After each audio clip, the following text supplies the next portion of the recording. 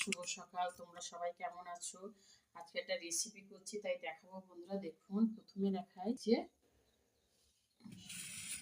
লাইটটা কম হয়ে যাচ্ছে। এই দেখুন, প্রথমে দেখাচ্ছি এই যে কড়াইতে, এই কড়াই বসিয়ে দিয়েছি। কড়াইয়ের মধ্যে জল আছে, স্ট্যান্ড আছে। তারপরে দেখাচ্ছি বন্ধুরা, এই দেখুন, একটু তুলে দেখাচ্ছি। এই দেখুন, এর মধ্যে আছে সর্ষে বাটা, আদা রসুনের পেস্ট, 4-5টা কাঁচা লঙ্কা চিড়ে দিয়েছি, 2টো পেঁয়াজ কুটি ছোটো ছোটো মাঝারি ধরনের, একটা টমেটো ঝিঝি করে কেটে দিয়েছি। এর মধ্যে দেবো বন্ধুরা, দেখতে থাকুন। এই রান্নাটা যদি তোমরা ট্রাই করে দেখবেন, খেতে খুব ভালো লাগবে বন্ধুরা। বাচ্চা কেন, বড় কেন, সবাই খেতে খুব, ভাতের সঙ্গে রুটির সঙ্গে সবাই খেতে পারবে। 1 চামচ হলুদ গুঁড়ো দিয়ে দিলাম, একটু কালো জিরে দিয়ে দিলাম, অল্প করে স্লাইড কালো জিরে দিয়ে দিলাম,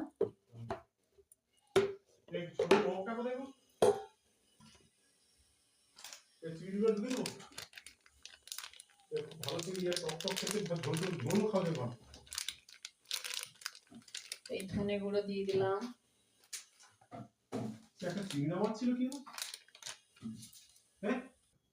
এই ধনে জিরে গুঁড়ো দিয়ে দিলাম,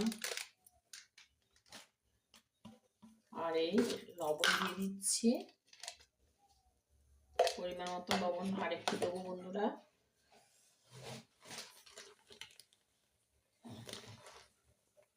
এই যে লবণ দিয়ে দিচ্ছি, বেশি নুন হয়ে যাবে, নুনটা হয়ে যাবে। একটু জল দিয়ে দিচ্ছি পরিমাণ মতো, সেদ্ধ হবে তো। তারপরে সর্ষে তেল দিয়ে দিচ্ছি পরিমাণ মতো, দিয়ে ভালো করে মাখাবো। এই দেখুন, মাখতে আছে ভালো করে, খুব সুন্দর করে মশলার সঙ্গে ভালো করে মাখিয়ে নিতে। এটা হচ্ছে আলু নয়, এটা ওলকপি, অর্ধেক দিয়েছি, ঝিঝি করে কেটে নিয়েছি, আর চিংড়ি সব একসঙ্গে ভালো করে মাখিয়ে দিলাম।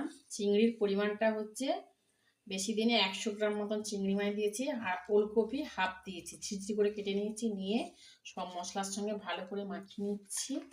এই দেখুন, ভালো করে মাখাতে যেতে মশলাগুলো সব ঢুকে যায় এর মধ্যে।